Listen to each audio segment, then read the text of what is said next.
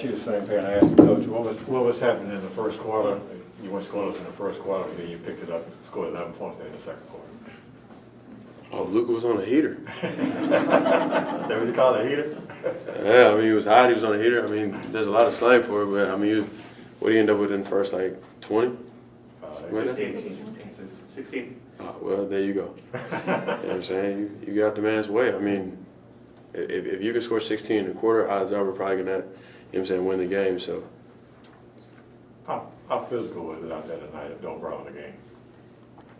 definitely. I mean, I think the Western Conference in general has a little bit added physicality. Obviously, Utah being a spot ahead of us, the team we're trying to catch right now. You know, so we're all playing for something in terms of home court advantage and trying to maximize our seasons.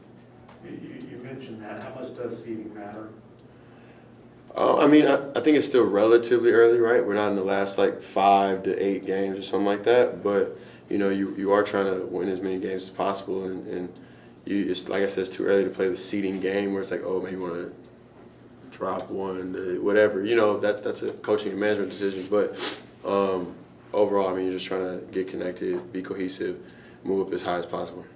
I know you've talked about how much you like the shots you're getting or what you're being asked to do in the system. Do you feel the same way with the three-pointers you're getting so far? Obviously, you're shooting them very well.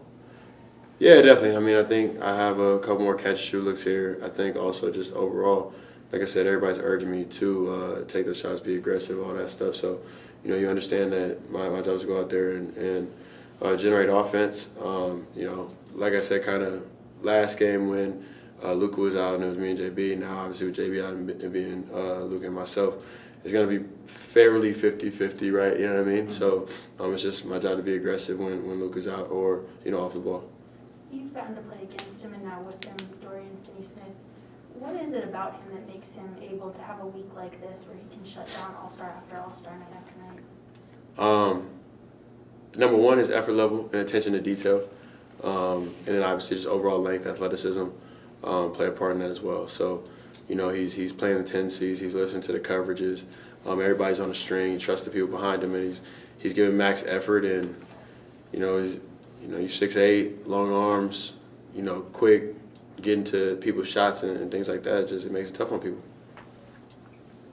Spencer, congratulations for the win. How is it for you to play with Luka, or actually how is it for you to not play with Luka? You actually take kind of his role when he's out. Oh yeah. So you know, when I'm with him, it's about being ready to shoot, being ready to catch and go and restart the blender as he kind of collapses the defense.